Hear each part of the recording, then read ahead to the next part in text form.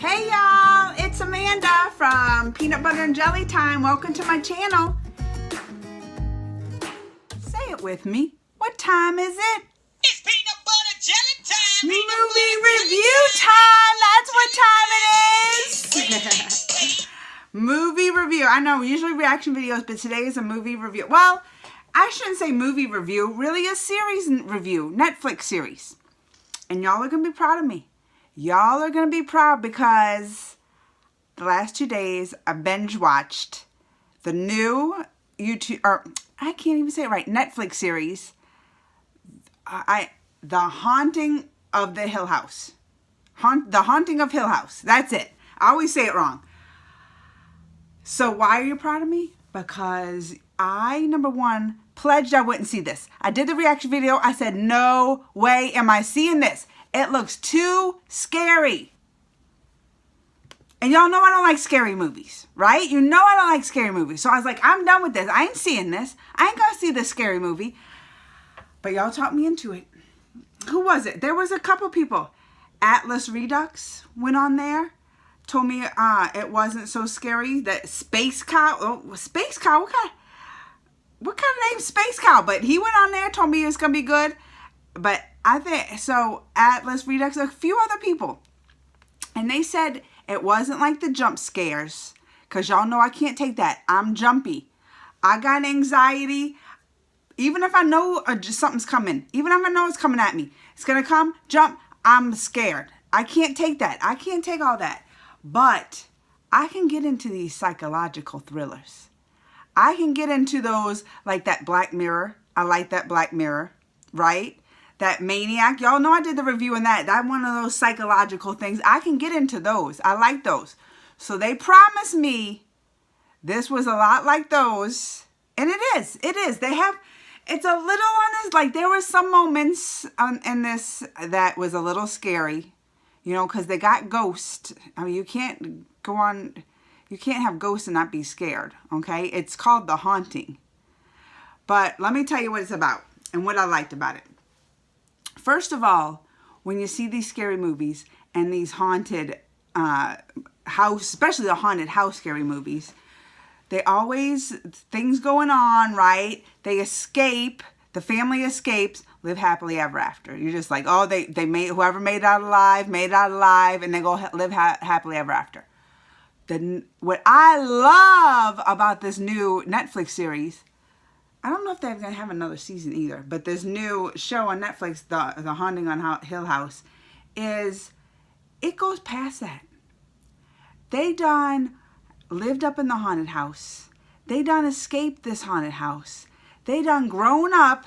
They had grown up. It's about a family who lived in a haunted house, had 5 kids, the mom and dad, escaped. Everybody escaped but the mom. Mom done lost it way out early in there. So they've grown up. These 5 kids and the dad escaped, grown up. They're adults now. And you see the effects of what that haunted house had on them all their life. Like they had, so the one, they had 2 twins. They had, well, not 2 twins, 2 kids that were twins. Like the one twin has all these problems. He's addicted to drugs and heroin. Of course, you done lived in a haunted house, escaped barely with your life. Of course, you're going to have problems. You're going to have problems. He had problems. His twin sister, like she had this condition where I didn't even know about this condition. You wake up and you wake up paralyzed, right? You wake up like in the middle of a dream, but you can't move your body. You're paralyzed, like you're freaking out because like you're in this dream and scary stuff is happening and she can't move her body. Like this is the kind of effects living in a haunted house had on them. And it's neat. It's neat. So this is, I don't even know how long, I should have looked up these details, how long it was after they escaped this haunted house, right? That it picks up on their adult life. The one son, I want to say maybe they're in their 40s, so maybe like 30 years later. I want to say like about 25, 30 years later that they're picking up on. The oldest son, he wrote a book about the haunted house. Nobody wanted to read it. They was mad he wrote the book. He was going to split some money with some of them, or with all of them. They wouldn't, a lot of them wouldn't take it. They was mad that he read the book. Well, I could see their mom died up in the house, you know? So he done wrote a book. The one sister, she has a funeral home. She has a funeral home and runs a funeral home. So all right, that you gotta have oh, I shouldn't say that. That ain't right. But I'm just saying, if you want to, that's what your job, you want that as a job, embalming like dead people and running a funeral home, something ain't right. Because that ain't, who wants to do that? Nobody wants to do that. That you gotta, when you're growing up, you're going to be like, what are you going to be when you grow up? I want to be a funeral home director and embalm dead people and be sad every day. No. Giving funerals to people like crying on their shoulder. Nobody wants to do that. So you know you have to have a little bit of problems. Look, if you're a funeral home person, don't be mad at me. You can maybe agree that something ain't a little right that you want to do that, right? So she's kind of, you have to be some kind of obsessed with the dead or something to want to do that. I'm just saying. Because I don't even want to look at a dead body. So for her to do that, you know something ain't right. And then the other sister, oh, let me tell you about this sister. This sister got powers. She can touch stuff and just know, like she can see things by touch, like she has a super sense. And they found out that in the haunted house. The mom found out about it. She said she got the powers and she got to wear gloves to like keep out like the senses, right? So she ain't oversensed. She don't overwork her senses. So the one sister has that, but she ain't right neither. You can already tell, like, she can't get close to people. She's always keeping those gloves on because she don't want to know nothing about nobody. She has a PhD in some, like, maybe child psychology or something because, oh, she's kind of badass because, like, she'll try to talk to these kids and she'll touch them. She'll touch the kids trying to figure out what's wrong with them. They come in with problems. And the one kid, oh, I like this part. The one kid, she couldn't get through. So she went to the house, said, let me go in your basement. And you don't know what she was doing. She went up in that basement and she laid up on that couch and she took off her gloves. And she started sensing things and she started screaming and stuff. And then she went upstairs, left her gloves off. So, you know, I was like, oh, she's reading people now. Left her gloves off, gonna shake the hand of the guy, the dad, right? I think it was a foster dad. And then she knew, she saw it, that dad was like molesting that kid, called the police. Done. He was done for. So she got powers. She don't want to use them all the time. She'll use them for her job and stuff, but she don't use them all the time. So all these kids, oh, and then, yeah, so I told you, and then, yeah, so that's 5 of them, right? That's 5 of them. They all grow up all messed up. And then the dad's just kind of, I mean, he's in their life. He loves them and stuff, but you can just tell, like, he lost his wife.